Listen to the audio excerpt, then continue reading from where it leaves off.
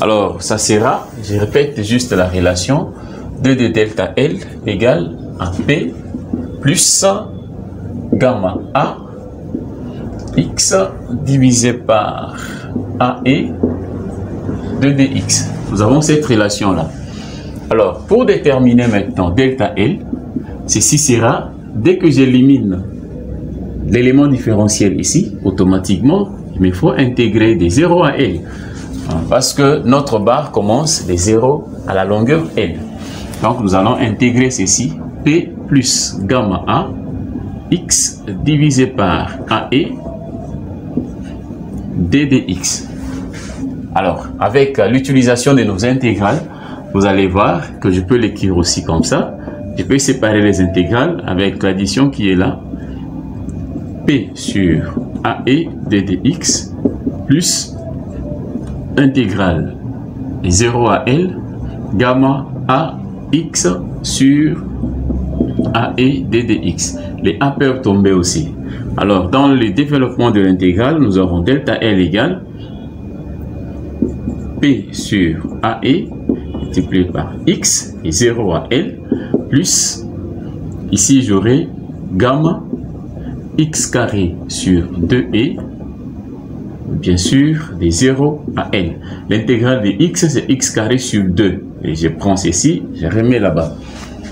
Je trouve delta L égale à Px en remplaçant par L, j'aurai PL sur AE plus gamma L carré en remplaçant X par L.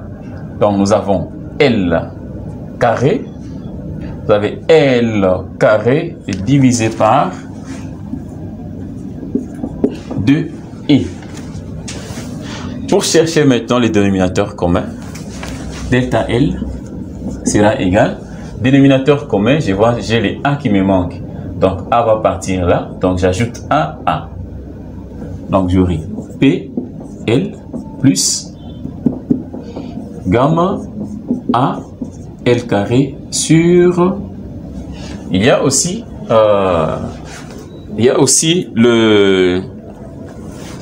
un élément pour faire les dénominateurs communs. Donc je peux faire les A. Je fais ça. Je prends les A ici. Je mets aussi les A là-bas. Donc je remets les A que j'avais annulés. Comme ça, vous allez essayer de voir. Je remets les A que j'avais annulés. Mais seulement les 2 remontent là-dessus. Les 2 remontent là-dessus.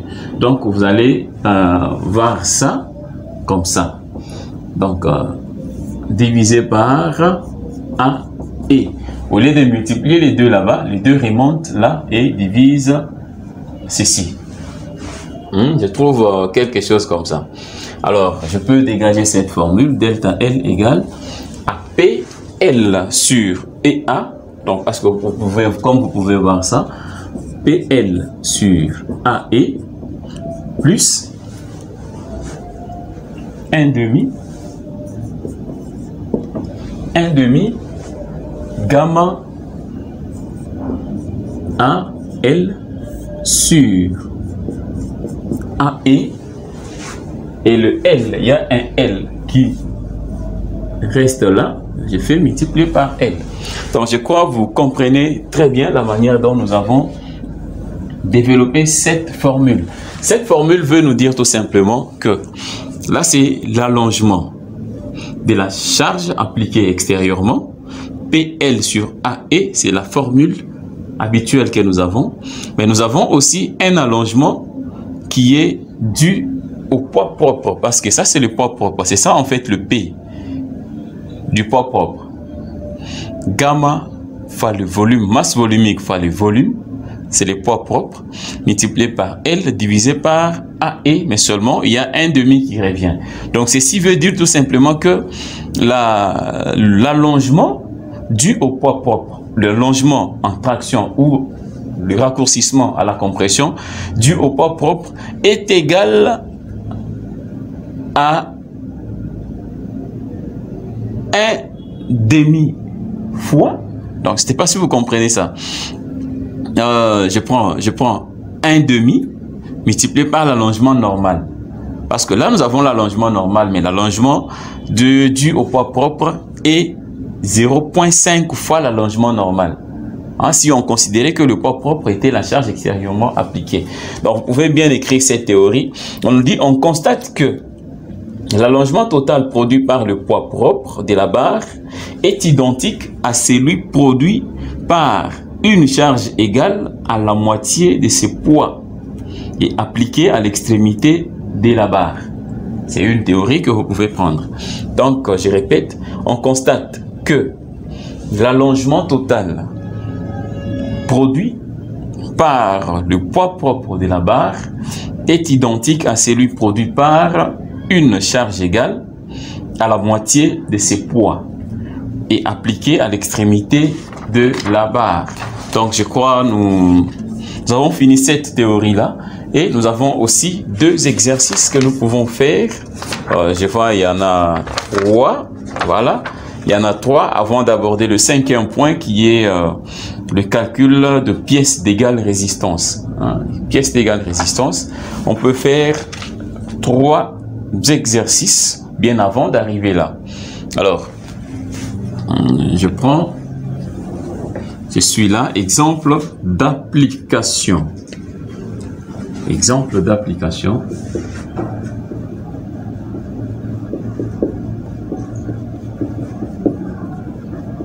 D'application.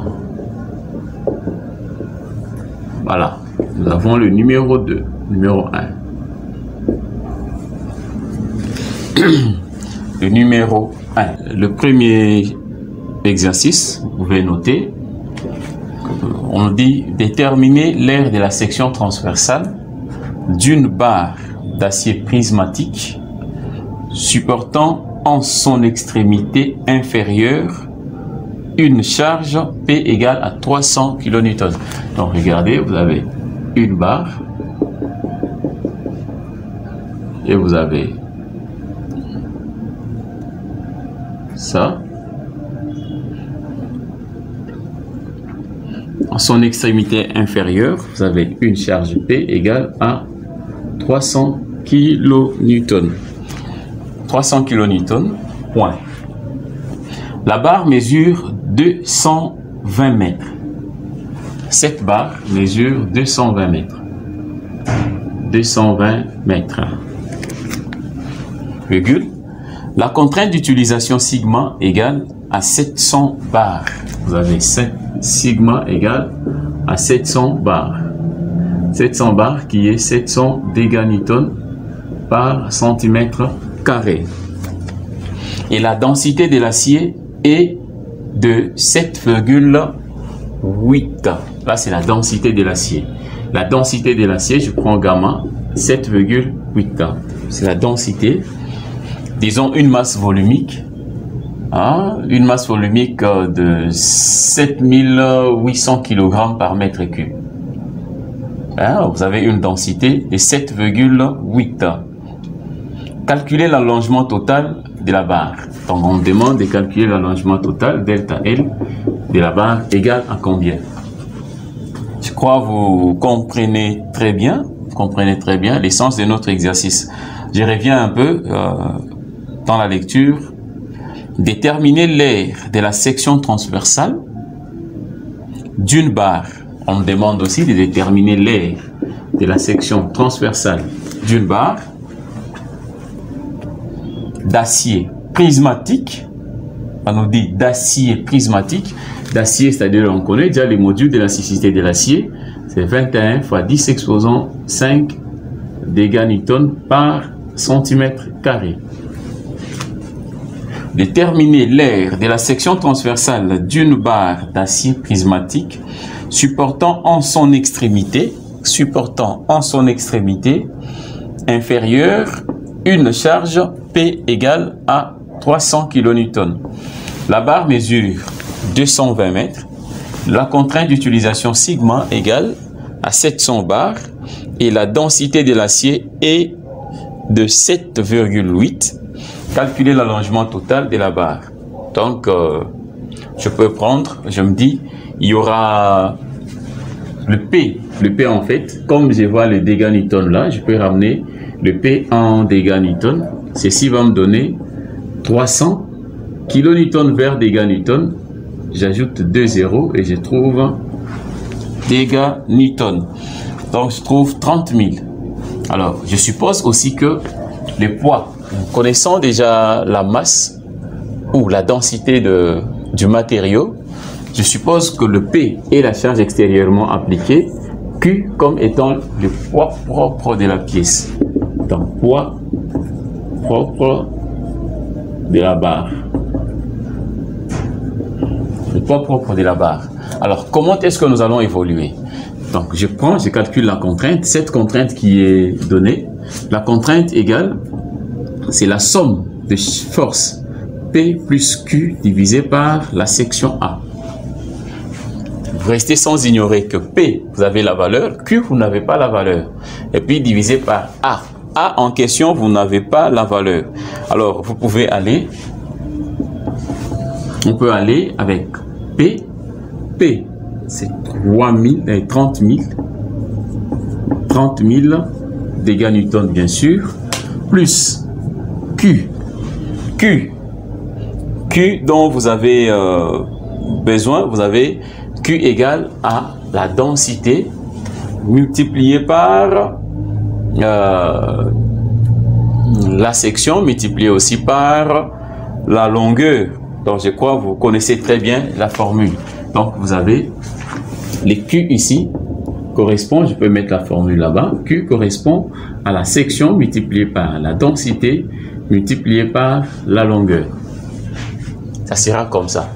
Alors, s'il faut aller avec la section je ne connais pas. Je ne connais pas la section. La densité, je connais. Et elle aussi, je connais la longueur. Je connais la longueur. Vous pouvez aller ensemble avec moi. Je crois que vous allez trouver Q. Q égale, je peux remplacer là. Q sera égal à 220. 220, c'est la... 220, c'est... Je peux mettre Q ici. Q égale A. C'est 220 mètres multiplié par la densité ici, 7,8. 7,8. Comme j'ai le mètre ici et l'unité de force, c'est dégâts Newton, je peux transformer ceci en dégâts Newton par mètre cube. Et ceci va me donner 7800 dégâts Newton par mètre cube. Et puis multiplié par, là c'est la longueur, là c'est la densité qui devient la masse volumique, et là c'est A que je ne connais pas. Donc vous allez voir que les Q, si vous calculez les Q, vous allez trouver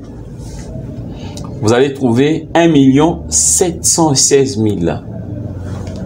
Donc ceci va vous donner 1 716 000. Q sera égal à 1 716 000. A.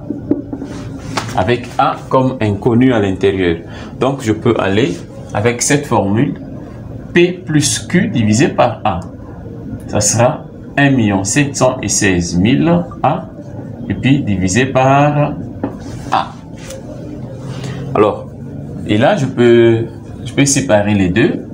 La contrainte sera égale à 30 000 divisé par A plus 1 716 000 A divisé par A. Et les A ici peuvent tomber. Si les A tombent, j'ai aussi le sigma qui est de l'autre côté. Alors vous allez voir que je vais prendre les 30 000 divisé par A sera égal, je prends ceci, je renvoie de l'autre côté et j'aurai sigma moins 1 700 les atomes, je ramène ça de l'autre côté, 1 716 000. C'est comme ça. Alors le A sera égal à 30 000 divisé par ces facteurs. Cette valeur descend là et nous aurons sigma moins 1 7 1600. Voilà. Alors, j'ai 3 zéros. Ok. Or, la valeur de la contrainte sigma est de 700 dégâts Newton par centimètre carré. Alors, je vais remplacer ceci. J'aurai 30 000 divisé par sigma, c'est 700 dégâts Newton par centimètre carré. Donc, je vais essayer de calculer cette surface en mètres carrés. Parce que le partout, là, j'ai les mètres partout. Même dans la formule des Q, vous allez voir que les Q, nous avons multiplié le mètre et le mètre, c'est-à-dire les A sera en mètre carré. Il ne faut pas faire cette erreur de prendre les A en centimètres ou de prendre 700 moins. Vous aurez une valeur négative qui ne correspondra pas à la réalité. Donc, sigma est en dégâts Newton par centimètre carré, mais vous allez essayer de transformer cela en dégâts Newton par mètre carré. Donc, si vous prenez dégâts Newton par mètre carré, vous aurez 700 multiplié par 10 exposant 4. Donc, quitter des centimètres carrés vers mètre carré, vous allez dépasser. Alors, vous aurez 2 rangs pour le décimètre carré et 2 rangs vers le mètre carré. Donc, ça sera 10 exposant 4 moins 17 1600. Et vous pouvez calculer ceci. Si vous calculez, vous allez trouver 0,0056. Moi, j'ai déjà calculé. Vous trouvez 0,0056 78 mètres carrés. Alors, A sera égal à, si nous travaillons en centimètres carrés, nous aurons 4 rangs. 1, 2, 3, 4. J'aurai 56,78. A sera égal à 56,78 centimètres carrés. C'est ça la valeur de A. Alors, connaissant la valeur de A, nous pouvons calculer maintenant le diamètre de cette barre. Le diamètre D sera, je sais que A, les A égale à pi diamètre carré sur 4. C'est-à-dire, le diamètre sera la racine carrée de 4A sur pi. Voilà, ça sera comme ça. Ça sera racine carrée de 4. AC 56,78 divisé par 3,14. Et vous allez trouver votre diamètre qui est de 8,5 cm. Donc, le diamètre sera égal à 8,5 cm. C'est ça le diamètre de cette barre pour supporter cette charge, sans problème. Et on nous a demandé, parce que les Q n'étaient pas connus. Parce que Q n'était pas connu, on peut déterminer maintenant Q. Q sera égal, je reprends la formule de Q à partir de là. Q égale à 17 16,000 multiplié par A. Parce que maintenant je connais le A, ceci sera 17 16,000 multiplié par A en mètres carrés, j'aurai 0,0056 78. Calculez les Q, vous avez la valeur là avec vos calculettes, vous allez trouver 97,43,5.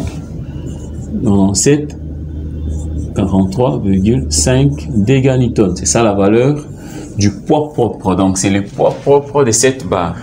Alors, s'il faut calculer maintenant l'allongement de cette barre par rapport au poids extérieurement appliqué et son poids propre, vous allez calculer. La formule est simple, c'est la formule qu'on vient de démontrer. Ça sera P plus 1/2 de son poids sur AE multiplié par la longueur. Donc, c'est cette formule que nous allons appliquer et c'est cette formule qu'on a démontrée. Si vous pouvez voir là, avec votre caméra, alors vous allez voir que c'est la formule que nous avons démontrée là. Nous avons mis juste L en évidence. Et ceci, c'est ça notre Q, le poids propre de la barre. Et A comme dénominateur commun. Donc, c'est la même formule qu'on a utilisée de l'autre côté. Alors, on peut aller, on remplace. Ceci sera égal à 30 000 P comme 30 000 plus 1 demi Q. Q, c'est 97, 43,5 multiplié par la longueur. La longueur, nous pouvons trouver la longueur comme le module d'élasticité est donné en dégâts Newton par centimètre. On peut trouver l'allongement bien sûr en centimètres. Donc comme on trouve en centimètres, la longueur sera prise en centimètres. Donc j'aurai 220, j'ajoute des zéros en centimètres divisé par A. A sera pris aussi en centimètres. C'est 56,78 cm carrés. Les modules d'élasticité, c'est 21 fois 10 exposant 5. Vous pouvez calculer cette valeur et vous allez trouver 6,43 cm. Donc je trouve finalement delta L égale à 6,43 cm. Voilà, nous avons trouvé notre poids propre Q et notre allongement de la barre delta L. Donc je crois que vous avez très bien compris comment est-ce que nous avons utilisé notre formule. Lorsque nous voulons calculer l'allongement de la barre par rapport à son poids propre, multipliez toujours le poids propre par 1 demi. 1 demi et vous combinez les deux allongements, vous allez trouver 6,43. Donc nous avons fini notre exercice. Je crois que nous allons passer au deuxième exercice qui est aussi intéressant. Voilà. Nous avons le deuxième et nous avons aussi le troisième. Le troisième exercice.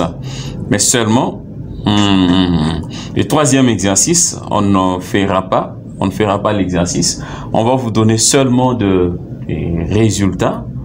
Vous aurez juste des résultats, de réponses et vous allez essayer aussi de vous exercer sans problème. Une fois que vous n'avez pas les résultats, vous allez contacter l'administrateur principal. Il pourra vous aider à résoudre cet exercice.